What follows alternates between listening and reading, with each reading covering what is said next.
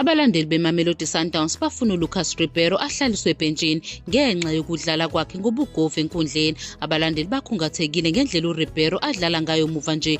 Bathi ugxile kakhulu ekuzishayeleni amagoli kunokusebenzela iqembu alekelelane nabanye abadlali. Lokhu kungemuva kokuba iMamelodi Sundowns itholane phezulu neStellenbosch FC izolo lapho inqobe khona umdlalo ngo-1-0. uRibeiro ugeja amathuba amahle okushaya amagoli. Abanye abalandeli bangena ezinkundleni zokuxhumana bazwakalisa kungenami kwabo. Bathi ubugovu bukaRibeiro bulimaza amathuba eqembu okuphumelela.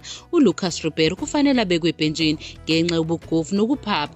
Besho nokusho ukuthi lena iMamelodi Sundowns abayi-odile, hhayi ukushesha nokuvutha kwamanqoba mnqithi, kuphawula omunye umlandeli. Indlela asanda kudlala ngayo uRibeiro ibingundaba mlonyeni kubalandeli beSundowns. Abaningi benomuzwa wokuthi akazibekile phansi ukuze asize iqembu liphumelele. Njengoba iSundowns ilwela ukugcina indawo yokuqala kuligi, abalandeli bafuna umqeqeshi omusha uMiguel Cardoso ukuthi athathe izinyathelo abeke uRibeiro ebhentshini bese efaka umdlali ozimisele ukusebenzisana nabanye abadlali ukuze iphumelele iSundowns. Ingabe uRibeiro uzokwazi ukushintsha ifomu yakhe futhi abonise ukubaluleka kwakhe eqenjini, noma uzosithola esehlele ebhentshini sekufakwe umdlali okwazi ukusebenzisana nabanye futhi ozinikele kakhudlwana? Isikhathi kuphele sizosho.